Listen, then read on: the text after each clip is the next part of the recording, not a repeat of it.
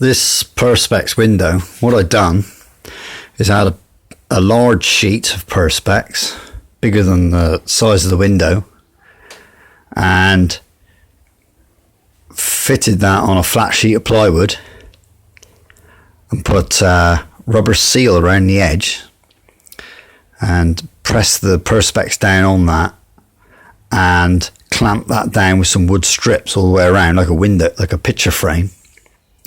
And then in the center of the wood, I just drilled a hole and screwed in an airline fitting, quick release coupling, put the airline on it.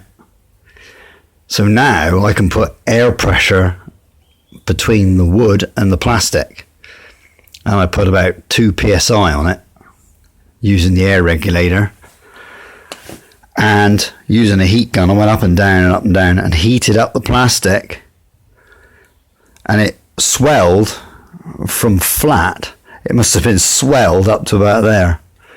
A massive curve. I could put a big bubble in it.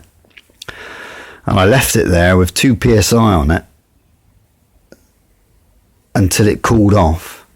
And then when it relaxed, it went down. It only had about that much curvature remaining, but it was more curvature than a flat sheet. So it took a lot of stress and allowed it to come up and around these tight curves. I tried, I'm going to do a new window. I tried to maybe able to work. I got a few ripples there. I tried to heat it after it had been bolted on.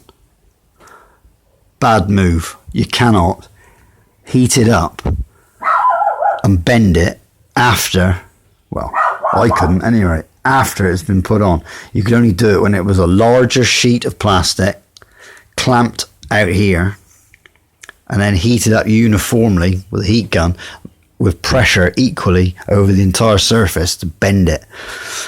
But it worked first time, so I think if I did it a second time, I might use a bit of tinted plastic, and I did it with clear plastic because it was cheaper, and if it didn't go right, well, it didn't cost very much. But if I do it with tinted and heat it up even more and with a little bit more pressure on it and bump it right out, I might be able to get a better curvature on it, because there's a slight flat on it still.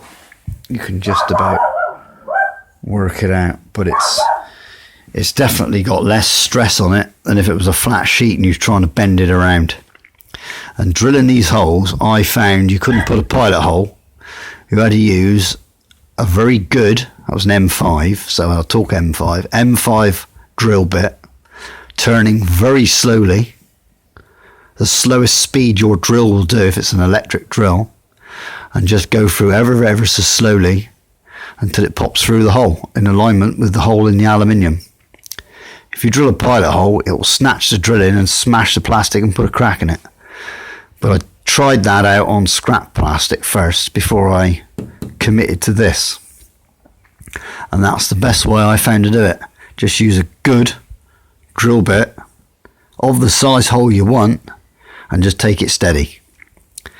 You may get away with a very small pilot hole, but I should try it first before you commit it to your workpiece. Otherwise, it could cause a lot of cussing. And there's a lot of cussing that goes on in here, I can tell you that. There's been so much cussing, I've turned the air blue 15 times over. But anyway, that's another subject.